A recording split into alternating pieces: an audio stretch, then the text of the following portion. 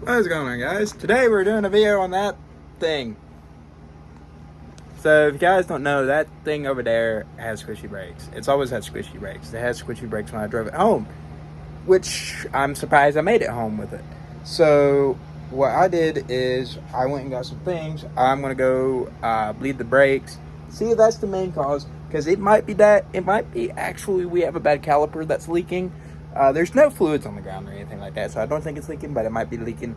But it's weird because I also thought it was a check valve because it's not holding pressure.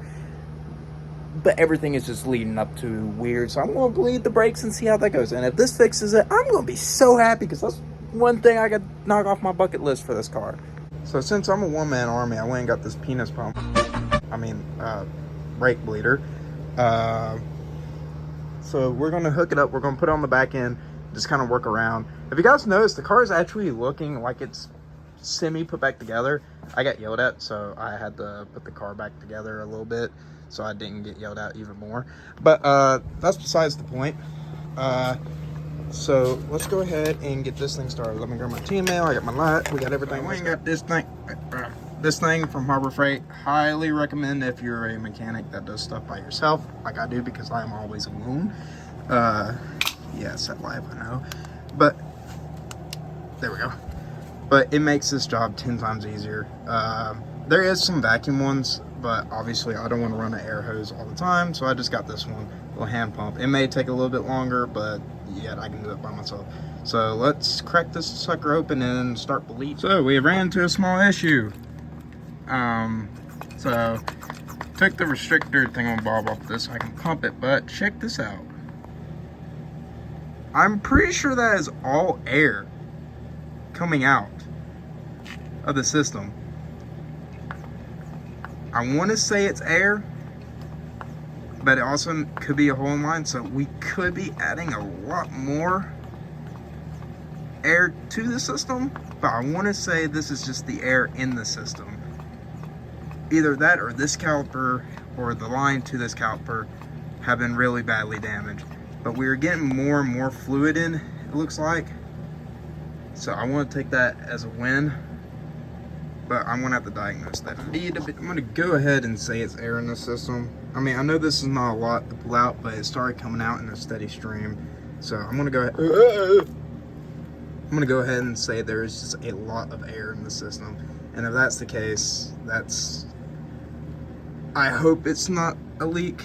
I hope it's just, one of those things, just air in the system. It's really what I'm just hoping. I hope there's nothing else. Please God, don't let it be nothing else. So we gotta make sure this thing don't run dry. So we're gonna give it the best quality we can. Actually, I know I'm joking. Some people say this cheap stuff, but it works really well. What's in the four-wheeler and all the other stuff. It actually works pretty well. Now, if there is air in the system, this is gonna be the culprit right here.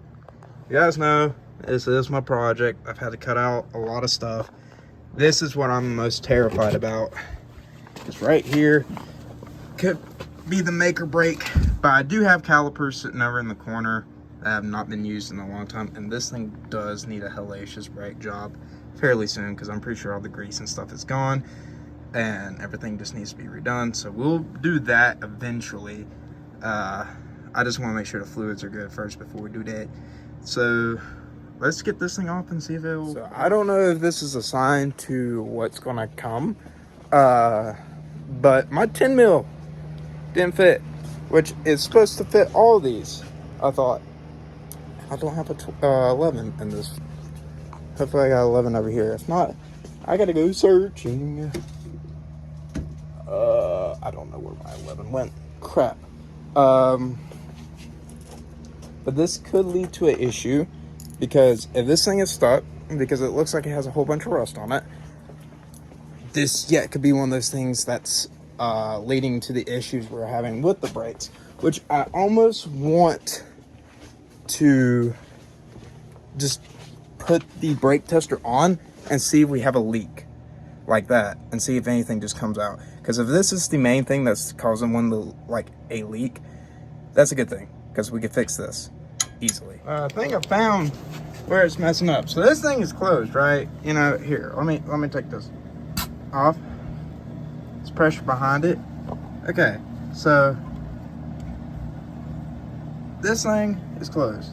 Make sure I get all the brake fluid down and out. Goes on, nipple goes on, no problem. You know, it's sealed. It's sealed. I made sure it is sealed. But hold on. Yes, there's still a little break in there. Look at this. Start adding pressure to it. That's not from that little residual around the rim. More is coming out. This thing, that's bad. I think that's what I found out.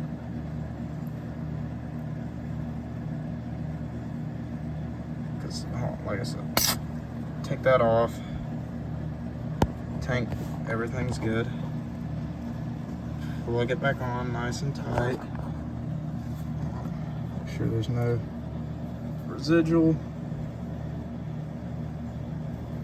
Come on, thing. Making me look bad. Barely any residual on it. And then I start pumping. More shows up. More and more just keeps showing up.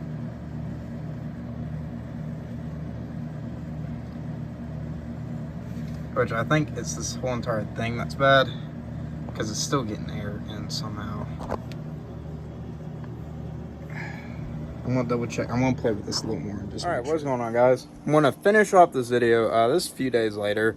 I figured out what's wrong with the brakes. I didn't get to film the end of it due to me needing to go to family dinner. But basically what was going on was the nipple, the threads on the inside, there was a little leak in them. I managed to get some Teflon tape, wrap them around the actual nipples, and it seemed to have fixed the issue. I checked it, I put pressure on it. The brakes have been holding. I pumped it up, the whole pressure they have held. So the last thing really to do with the brakes is flush the fronts, just get brand new brake fluid in them, and they're holding pretty good. So I don't know if I'm going to do that. I don't know if I'm eventually going to do a .4 swap. Hopefully I'll get some power stops for this thing soon. Right now getting parts is very difficult, so we'll just see what I can manage.